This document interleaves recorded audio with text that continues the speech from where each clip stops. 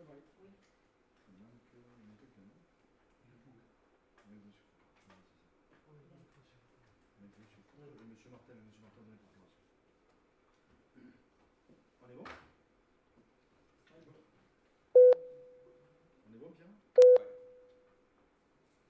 Allez, donc on va commencer l'ordre du jour de ce bureau communautaire. Mesdames, messieurs, bonjour.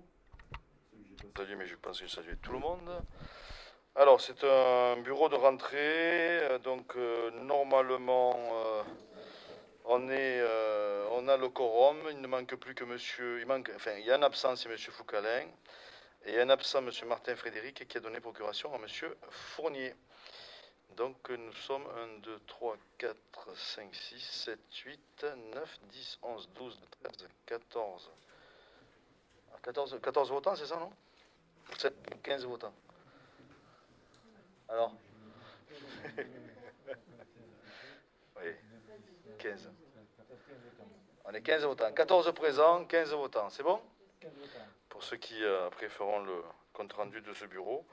Alors on va si vous voulez bien, désigner un conseiller qui soit le secrétaire de séance. Monsieur Olivier, vous voulez être le secrétaire de séance? Non, monsieur Rigal, c'est vous qui avez levé le droit, donc à l'unanimité, enfin à moins qu'il y ait des abstentions. À moins qu'il y ait des abstentions, monsieur Rigal. Est-ce qu'il y a des oppositions à ce que monsieur Rigal soit le secrétaire de séance? Des abstentions? Monsieur Rigal, vous êtes désigné secrétaire de séance. Allez, ensuite... tu vois, tu n'es même pas candidat, tu es élu. C'est pas bon, ça? Le procès verbal que vous avez eu, est-ce qu'il y a des observations sur le procès verbal du dernier bureau du 28 juin? Excusez-moi mes lunettes, mais j'ai un peu de buée. Est-ce qu'il y a des observations? S'il n'y a pas d'observation, on va passer aux voix. Qui est contre l'adoption de ce procès verbal? Qui s'abstient? Donc le procès verbal est adopté à l'unanimité. Ensuite, nous allons commencer dans l'ordre du jour qui est très très administratif. On a d'abord un rapport. La première question, c'est un rapport du conseil d'administration de la SPL, c'est ça? Sur la gouvernance d'entreprise concernant l'exercice 2020. Normalement, vous avez eu tous les documents. Le rapport du gouvernement d'entreprise, le rapport du conseil d'administration. Oui, bien sûr, la SPL a déjà délibéré. Hein, avant que nous prenions la délibération, le conseil d'administration a délibéré. Est-ce qu'il y a des... Alors, c'est des dossiers importants. Est-ce qu'il y a des observations sur ces rapports? Pas d'observation? Allez, donc, qui est contre l'adoption de ce rapport? Qui s'abstient? Donc, on adopte ce rapport aussi à l'unanimité. La deuxième question à l'ordre du jour concerne une aide à l'immobilier d'entreprise pour Madame Lise Gontier, qui est verrière d'art, à Beaucaire. Donc, normalement, vous devez avoir eu la convention que nous faisons avec elle et la subvention de qu'on vous propose, qui est de 7070 euros, je crois, de mémoire, non, c'est ça? 7070 euros. Est-ce qu'il y a des observations là-dessus? Donc il n'y a pas que des gens qui créent de l'immobilier avec des gros hangars, etc. Il y a aussi des gens qui sont dans des centres-villes, hein, qui peuvent être aidés, bien sûr, dans le cadre de leur activité professionnelle. C'est très bien, d'ailleurs. Est-ce qu'il y a des oppositions à cette aide d'immobilier d'entreprise? Est-ce qu'il y a des abstentions? Donc on adopte cette aide à l'unanimité. Ensuite, il y a, je crois, une délibération concernant les RH. C'est une délibération portant la création de postes. La création de postes qui concerne, c'est ça, il y a 2 agents au service environnement, je crois, c'est ça? En fait, c'est les responsables, hein, c'est ça? On a sectorisé, donc on propose de recruter 2 agents responsables dans le cadre de notre réflexion sur les ordures ménagères et la propreté urbaine sur l'ensemble du territoire, pour avoir de mutations. Et ensuite, je crois qu'il y a des avancements, non? C'est ça? Et après, il y a des avancements de grade. Voilà. Vous avez tout. Donc, les 2 agents que nous recrutons par voie de mutation, c'est des gens qui viennent de la région parisienne, hein, je crois de Versailles de mémoire et de Et de Paris même. Hein. Et Paris même. Ville de Paris et commune de Versailles. Est-ce qu'il y a des remarques là-dessus, sur cette délibération? S'il n'y a pas de remarques, qui est contre cette proposition? Qui s'abstient? Donc on adopte cette proposition aussi. Ensuite, nous avons l'examen du rapport annuel d'exploitation pour 2020 de la DSP de l'abbaye de Saint-Romond, que vous avez normalement eu. Est-ce qu'il y a des observations concernant ce rapport de la DSP? Pas d'observation? Alors j'ai demandé au directeur, c'est vrai que l'abbaye, bon, il y a un programme scientifique, il y a des recherches qui ont eu lieu, il y a un architecte hein, qui va être missionné pour travailler sur les conclusions post-fouille, c'est ça? Et j'ai demandé à ce qu'on réfléchisse et qu'on regarde si on pouvait faire un EPCC, un établissement public culturel, de coopération culturelle. Parce que c'est vrai que c'est quand même un site formidable, un petit site, on a un petit bijou là, et je pense que si on peut aller chercher des financements un peu plus importants, et notamment je dirais du département, parce que pour l'instant c'est très... Parce que vous savez qu'aujourd'hui on a le PCC du Pont du Gard, monument historique qu'on connaît tous. Je ne veux pas faire un EPCC comme le Pont du Gard, j'ai non plus pas cette comment on appelle, cette ambition.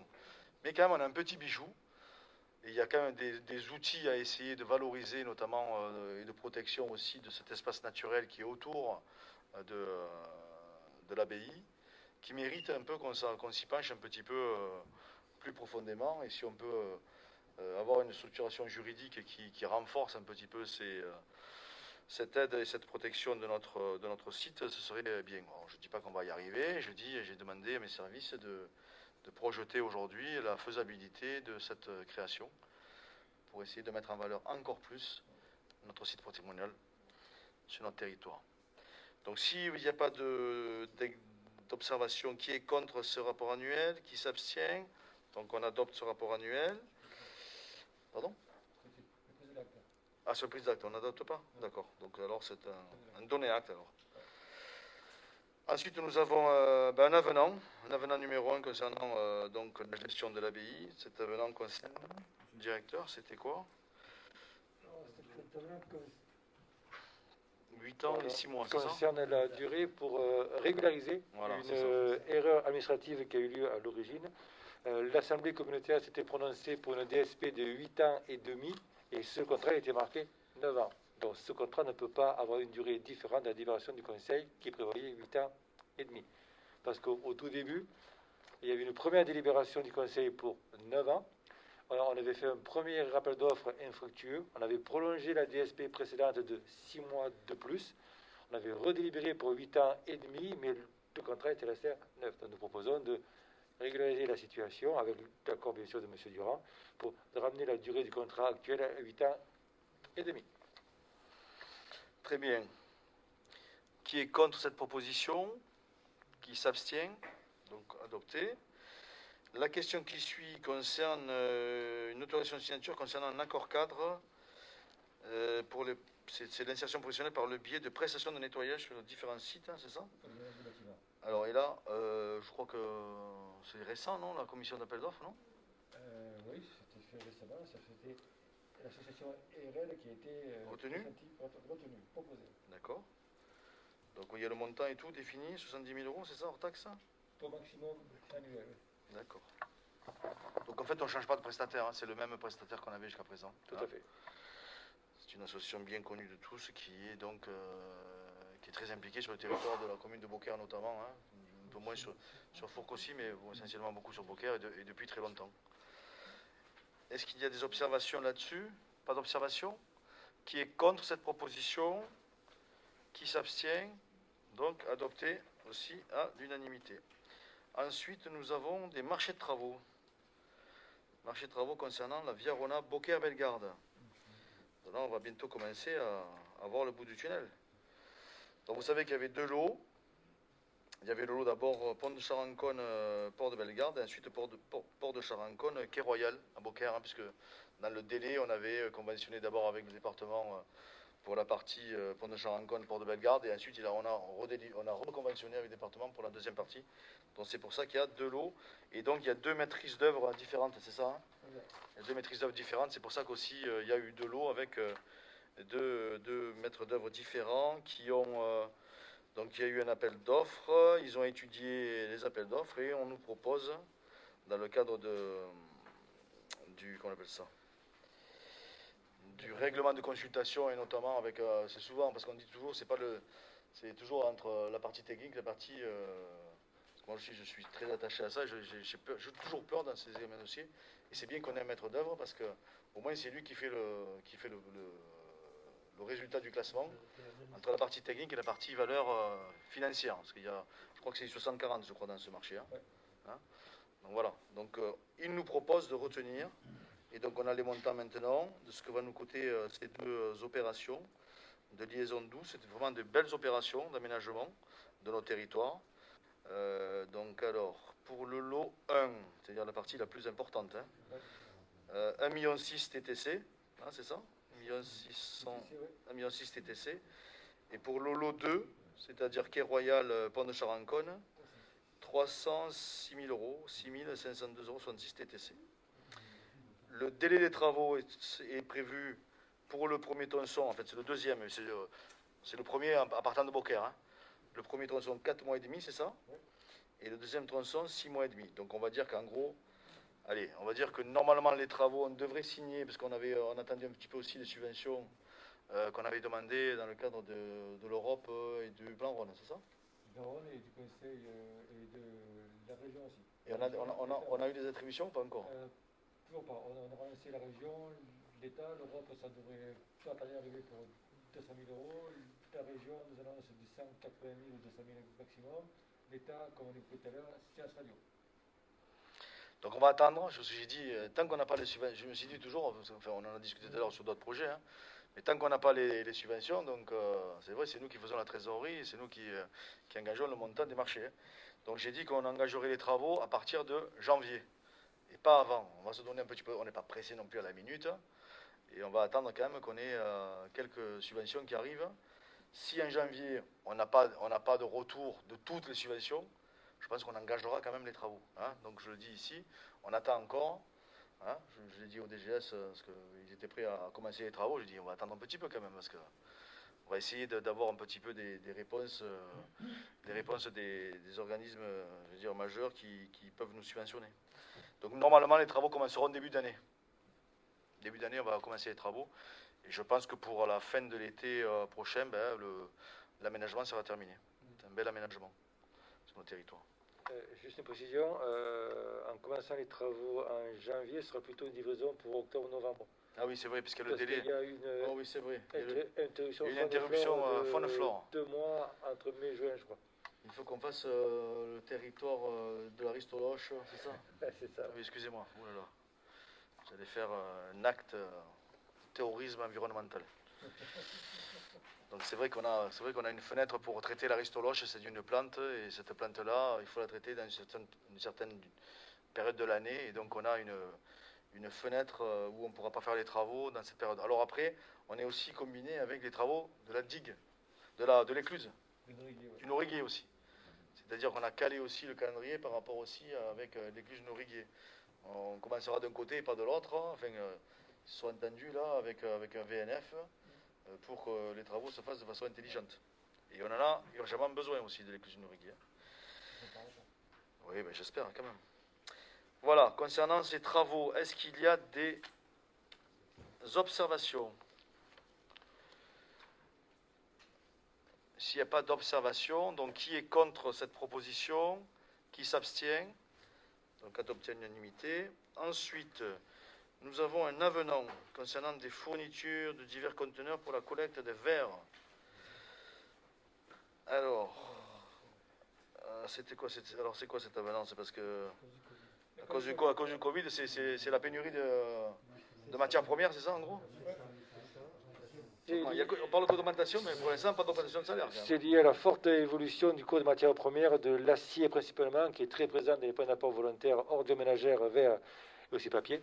Donc notre titulaire du marché, qui est la société Aztec, qui est basée en Alsace, nous a fait savoir déjà qu'au prix qu'ils avaient attribué le marché en 2016, je crois, pour la première année, ils ne pourraient pas tenir à ce prix-là. Donc il avait dit, écoutez, vous livrez les prestations qu'on vous demande depuis le printemps 2021, on verra l'évolution des indices du prix des matières premières à ce moment-là et on se recalera pour faire un avenant de régularisation en cours d'année. Donc ils ont tenu leur engagement, on a analysé les éléments. C'est vrai que sur certains aciers, les évolutions sont démentielles. Il y a des évolutions qui dépassent 50, 60 ou jusqu'à 100 ou 120% sur certains prix minoritaires. Et on a calculé avec eux que ça représentait de la masse de chacun des produits. Pour les PAV à verre, ça fait une augmentation par PAV de 771 €, sachant que le PAV à verre enterré était auparavant de 5300 € à peu près. Ça fait du 12-13% sur le verre. On est grosso modo aux alentours de plus de 10% pour chacun des produits. L'augmentation joue sur la ferraille en général, sur les bétons un petit peu, les frais de transport et de pose, ça n'a pas bougé. Voilà, donc on arrive à ces eaux-là. Donc pour le PAV de verre, donc, le nouveau prix c'est 6 000, c'est ça? Ouais. C'est 6 066,29, c'est ça? Exact. Et donc ils augmentent de 700 et quelques euros, quoi. Ouais. Allez-y, je vous en prie. Oui, non, simplement, on ne votera pas contre, hein, puisqu'évidemment, tout le monde subit la hausse des matières premières. Simplement, on s'abstiendra pour deux raisons. La première, c'est qu'on n'a pas le détail des calculs et les éléments. Et la deuxième, c'est que, justement, il n'est pas prévu, sauf erreur, en tout cas, il n'est pas prévu de manière écrite de fin possible ou de retour en arrière possible. Puisque, bon, là, ça augmente, mais à un moment, ça va baisser. Et on ne le précise pas dans l'avenant, on n'indique pas de manière écrite dans l'avenant que ça sera revu. Parce que le marché se finit en fin décembre 2021. Et là, on va relancer un nouvel appel d'offres là, en ce moment. C'est pour ça qu'on n'a pas précisé de fait, parce que le marché s'arrête. Vous êtes très optimiste, vous. Je ne suis pas sûr que les prix redescendent, moi. Je pense que c'est le moyen qu'ils ont trouvé pour augmenter les prix, oui. Moi, je pense que malheureusement, on ne viendra pas en arrière. On sera en augmentation. Mais bon. Ouais. Allez, donc, est-ce qu'il y a d'autres observations là-dessus? Alors, qui est contre? Personne. Qui s'abstient? Donc, 3. Et le reste, pour. Ensuite, pareil, hein, c'est la même punition, j'allais dire, pour l'avenant numéro 1 concernant le lot 2 des accords cadres qui concerne la fourniture de divers conteneurs pour la collecte des ordures ménagères, cette fois-ci, enterrées. Je pense que c'est pareil. Et la même punition, pareil, c'est 782 €, c'est ça? De plus-value comparé au marché que nous avions auparavant. C'est un marché aussi qui finit aussi pareil, qui finit fin 2021. On verra si pour le marché qu'on lance, c'est moins cher ou moins cher. J'espère. Allez, est-ce qu'il y a des observations autres que celles précédemment? Donc, qui est contre? Personne. Qui s'abstient? 3. Et tout le reste pour. Ensuite, pareil, il y a un avenant, pareil, sur le lot 3 qui concerne les containers pour les collectes en verre. Papier. Ah, c'est papier? On l'a passé? C'est moi qui n'arrive pas à lire.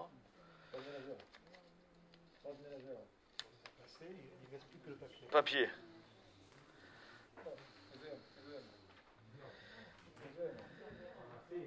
Non, en fait, c'est moi qui me suis trompé. La 9, vous suivez. Gilles, tu suis. Gilles, on vient de voter pour le papier. On vient de voter le verre, le papier. Et là, maintenant, c'est les OM. C'est ce que tu as dit, c'est ça? Et pour les OM, ça augmente. Plus ça va et plus ça augmente. Hein. On était 770, 782 et maintenant, c'est 813,06. Je ne sais pas si c'est voulu. Parce que dans les OM, il y a beaucoup plus de ferraille que sur le verre, c'est papier. Il y a tout l'habillage extérieur, c'est pas pareil. Hein? Oui, c'est un pourcentage. C'est un pourcentage à peu près. Donc pareil, hein, je ne vous explique pas la question 10, l'avenant donc pour le lot 3. Est-ce qu'il y a des voix contre? Non. Des abstentions? 3. Et le reste pour. Ensuite, la question numéro 11 qui concerne un avis sur le plan de gestion pluriannuel des opérations de dragage du Petit Rhône, dossier Voies navigables de France. Bon, vous avez vu, hein, c'est un dossier réglementaire, hein, donc on nous interroge pour voir si on est favorable à ce qu'il y ait du dragage. Et, bon, je ne pense pas qu'il y ait de grosses difficultés là-dessus. Bien sûr qu'il faut draguer. Si on draguait un peu plus le Rhône, peut-être que ce serait mieux, non? Non. Je dis rien, on va pas parler comme ça, on va parler de ça. Je rigole. Je rigole. C'est le petit Rhône. Oui, non, mais non, c'est bon, j'ai rien dit. J'ai rien dit. Pour une fois que Gilles Dumas ne parle pas. Allez, donc, concernant cette question 11, est-ce qu'il y a, je vous propose un avis favorable, hein, est-ce qu'il y a des voix contre? Est-ce qu'il y a des abstentions? Donc on donne un avis favorable.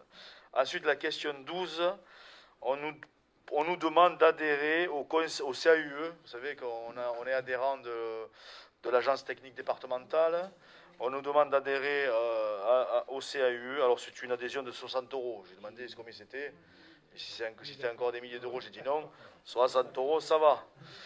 Donc, le CAUE, vous savez, c'est le Conseil d'architecture, d'urbanisme et d'environnement, où les communes qui le souhaitent demandent des avis sur leur projet d'aménagement urbain sur leur territoire.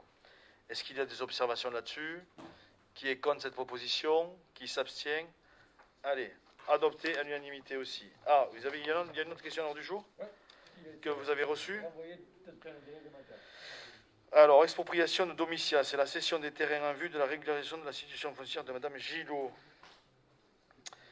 Allez, tu expliques, Madame Gillot, c'est celle qui était propriétaire du mas au fond, là-bas, c'est ça? Au fond, donc, dans le cadre de l'expropriation, on a exproprié de grands terrains qui lui appartenaient, ce qui lui créait un préjudice important pour son activité et même pour son parce que le forage qui alimente sa maison était sur les terrains expropriés. On avait convenu avec elle, voici des années, ça a été notifié en ce sens au juge de l'expropriation en première instance ainsi qu'en cour d'appel, que dans le cas du projet d'aménagement, on lui restituerait une partie des terrains qui n'étaient pas nécessaires pour le projet. Donc c'est ce qu'on fait actuellement. Il y a eu plusieurs échanges avec elle depuis 4-5 ans minimum. Donc là, pour que le président soit autorisé à signer l'acte de revente de certains terrains qui ont été expropriés à ce moment-là, il faut une délibération du conseil ou du bureau qui l'autorise. La revente se fait au prix que nous avons acheté, prix d'expropriation soit 2 euros plus 10% de réemploi, etc. Ce convenu, donc c'est pour plus une clôture de l'opération d'expropriation qui a été initiée en 2012 ou 2013, si je me souviens bien. Et de mémoire, les 3 terrains, pour ceux qui connaissent un petit peu le truc, en expropriant les terrains d'assises du projet global, ça revenait à ce qu'elle ne puisse plus rentrer chez elle. Donc les 2 petits morceaux de terrain qui font 35 et 31 mètres qu'on va lui revendre, c'est ce qui est devant le portail, que l'on puisse rentrer sur le terrain qui lui reste et rentrer au domicile. Le terrain de 2535 mètres carrés qu'on va lui rétrocéder, qui est un bout du plus grand terrain exproprié, il y a sa carrière pour l'entraînement des chevaux qu'elle a en ce moment et le forage qui alimente les chevaux et sa propriété aussi. Allez, c'est bon, voilà. Comme on lui avait dit, rassurez-vous, on doit exproprier tout le foncier, mais dans la pratique, on ne va pas l'utiliser pour vous mettre dans l'embarras. Là, il y avait une estimation des domaines là-dessus? L'estimation des domaines, c'était le prix de l'expropriation, c'était convenu dans l'ordonnance d'expropriation. D'accord, ok. Mais la délibération est obligatoire parce que l'ordonnance qui fixe les conditions de mise en œuvre de la DUP n'a pas pour vocation d'autoriser l'autorité à rétrocéder un foncier. Donc il faut une délibération quand même. D'accord, ok. Bon. Pas d'observation là-dessus? Alors, qui est contre cette proposition? Qui s'abstient? Ben, merci beaucoup. Donc adopté. Ben, quand même, on va pas lui enlever le forage et son entrée quand même. C'est pareil même. C'est pas normal. Même normal. Parce que tendance à lui dire, on aurait pu lui donner. Hein? On lui a payé? Ah, on lui a payé. Allez, merci beaucoup.